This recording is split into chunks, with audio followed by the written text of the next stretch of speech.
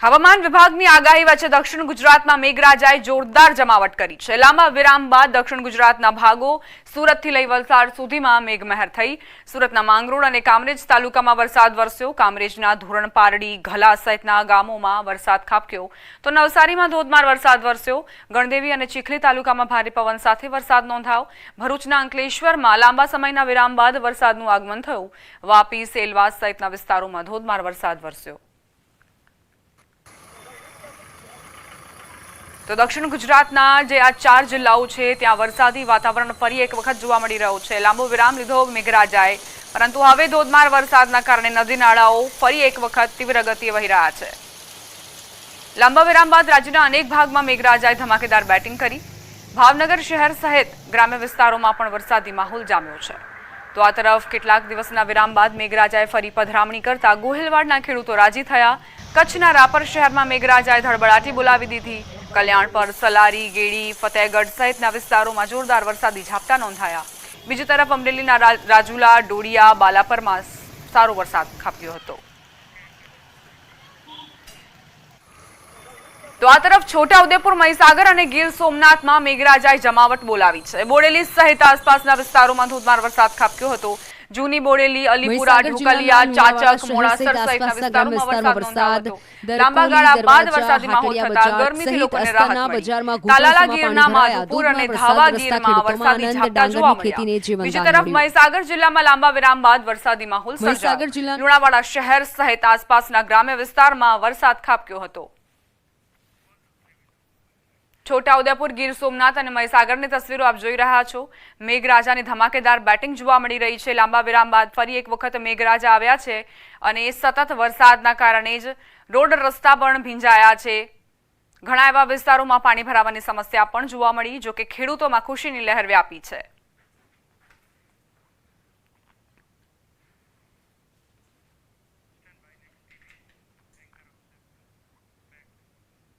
સમાચાર ભાવનગરથી પ્રાપ્ત થઈ રહ્યા છે। આખલોલ જકાતનાકા પાસે મોડી રાત્રે બસમાં લાગી આગ। પાર્ક કરેલી ખાનગી બસમાં અચાનક આગ ફાટી નીકળી। ફાયર વિભાગે સ્થળ પર પહોંચીને આગ પર કાબુ મેળવ્યો। બંધ બસમાં આગ લાગવાનું કારણ હજુ પણ જાણી શકાયું નથી, કારણ અકબંધ છે। સદનસીબે મોટી જાનહાનિ ટળી છે। અખલોલ જકાતનાકા પાસેની આ ઘટના મોડી રાત્રે એકાએક બસમાં આગ ફાટી નીકળી અને ત્યારબાદ આસપાસના વિસ્તારમાં પણ અફરાતફરી મચી। પાર્ક કરેલી ખાનગી બસમાં આગ લાગી હોવાની જાણકારી છે। ફાયર વિભાગને તાત્કાલિક જાણ કરવામાં આવી અને ફાયર વિભાગે સ્થળ પર પહોંચીને આગ પર યુદ્ધના ધોરણે કામગીરી કરી હતી।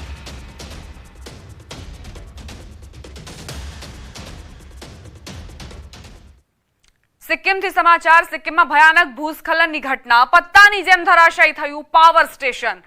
સિંગતમમાં દીપુદારામાં ભયાનક ભૂસ્ખલનની ઘટના બની। વલુઆતાર વિસ્તારમાં ભૂસ્ખલન થયું। સિક્કિમમાં ભયાનક ભૂસ્ખલનનો વિડીયો સામે આવ્યો છે।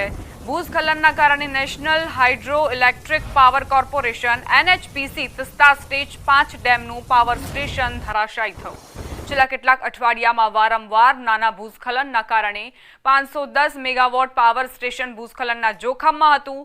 પાવર સ્ટેશનને અડીને આવેલી ટેકરીનો મોટો ભાગ લપસીને પાવર સ્ટેશન પર પડ્યો હતો। રાહતની વાત એ છે કે આ ઘટનામાં કોઈ જાનહાનિના સમાચાર નથી, કારણ કે સતત ભૂસ્ખલનના કારણે પાવર સ્ટેશનને થોડા દિવસો પહેલા ખાલી કરાવવામાં આવ્યું હતું। દેશના ઘણા રાજ્યોમાં ક્યાંક ભારે તો ક્યાંક વરસાદી ઝાપટા ચાલુ છે। હિમાચલ પ્રદેશમાં ભારે વરસાદ બાદ 107 રસ્તા બંધ કરી દેવામાં આવ્યા છે।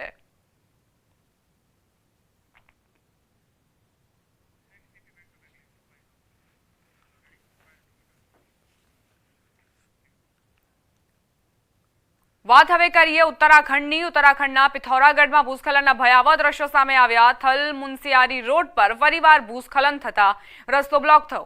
માટીનો કાટમાળ ખડકો સાથે તણાઈ આવતા વાહન વ્યવહાર બંધ કરાયો। અનેક ગામોનો સંપર્ક કપાતા જનજીવન પ્રભાવિત થયું।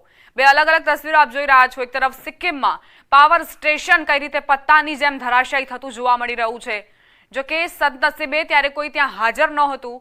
ભય પહેલાથી જ હતો અને એટલે જ પાવર સ્ટેશન ખાલી કરાવી દેવામાં આવ્યું હતું। બીજી તરફ ઉત્તરાખંડની આ તસવીરો જોઈ રહ્યા છો, જ્યાં ભૂસ્ખલન થતા જ કાટમાળ ખડકો સાથે તણાઈ આવ્યો અને વાહન વ્યવહારને પણ અસર પહોંચી।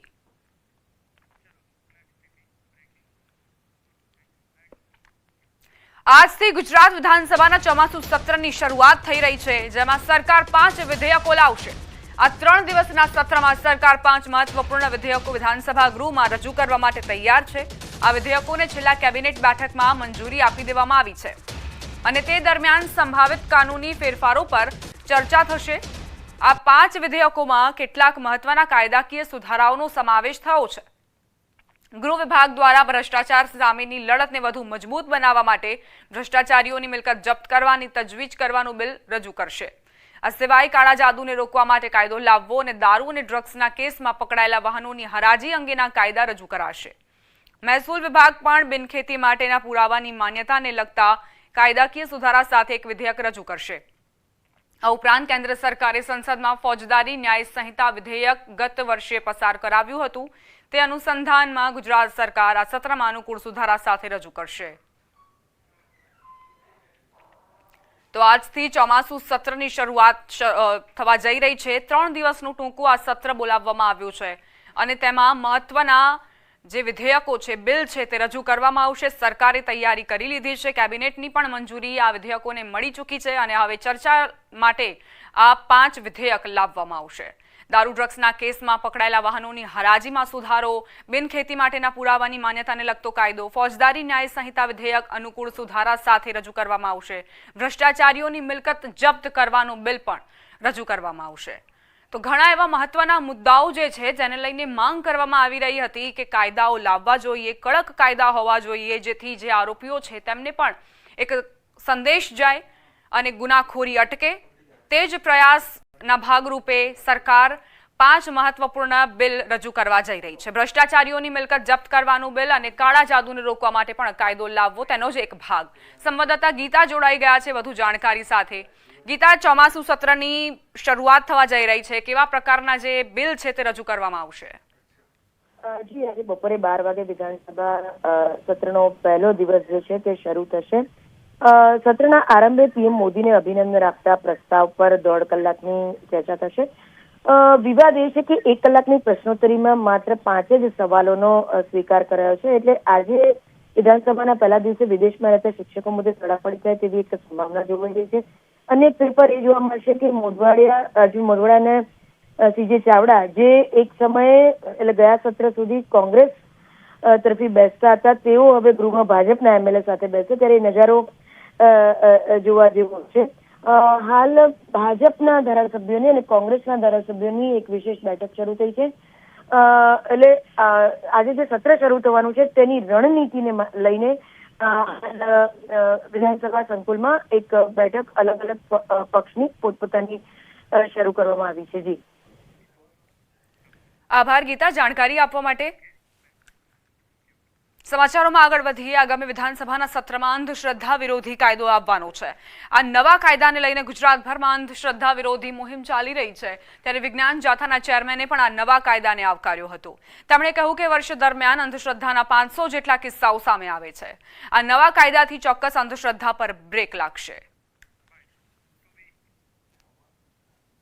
400 થી 500 કિસ્સા અંધશ્રદ્ધાના એવા બને છે કે ભગવાનને મિલન થાય તો એના માટે સામૂહિક આપઘાત કરે છે। આ બધી હકીકત છે, બંધ થશે। પ્રસાર માધ્યમમાં જે જાહેર ખબર આપે છે અને લોકોને ઉલ્લુ બનાવતા હતા એ પણ બંધ થશે। એટલે આ અંધશ્રદ્ધા સામેનો કાયદો છે એ સર્વાંગી રીતે લોકો માટે ફાયદાકારક છે। અંધશ્રદ્ધા નાબૂદી કાયદા બાબતે ગુજરાત મુંબઈ રેશનાલિસ્ટ એસોસિએશનના સેક્રેટરી પિયુષ જાદુગરે કહ્યું કે અંધશ્રદ્ધાના નામે તાંત્રિક લોકોને હેરાન કરે છે, અંધશ્રદ્ધાનો લાભ લઈને પોતાના ઘર ભરે છે। અભિનંદન આપું છું કે ગુજરાત સરકાર 2024માં અંધશ્રદ્ધા નાબૂદી કાયદો લાવી રહી છે। આજે ભાજપની મહત્વની બેઠક યોજાશે। ટાઉન હોલ ખાતે પ્રદેશ ભાજપની મહત્વની બેઠકનું આયોજન કરાયું છે। પ્રદેશ પ્રમુખ CR પાટીલની અધ્યક્ષતામાં બેઠક મળવા જઈ રહી છે। બેઠકમાં જિલ્લા પ્રમુખો અને ધારાસભ્યો ઉપસ્થિત રહેશે। ભાજપના સદસ્યતા અભિયાન અંતર્ગત મળશે આ બેઠક। રાષ્ટ્રીય સંગઠનના પદાધિકારીઓ પણ હાજર રહેશે। મહત્વનું છે કે 2022ના સદસ્યતા અભિયાનમાં મોટી નોંધણી થઈ હતી। પ્રાથમિક સભ્ય 1,63,67,503 નોંધાયા હતા। ભાજપમાં સક્રિય સભ્ય 1,28,974 નોંધાયા હતા।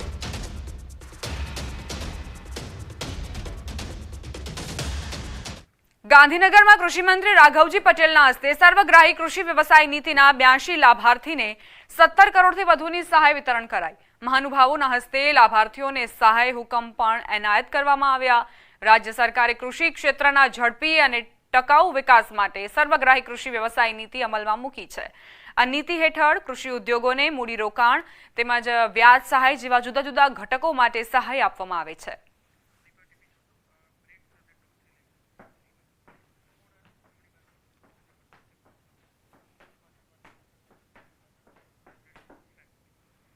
બુલેટિનમાં રોકાઈશું એક નાનકડા વિરામ માટે અને નજર હવે ટોપ 3 ન્યૂઝ પર.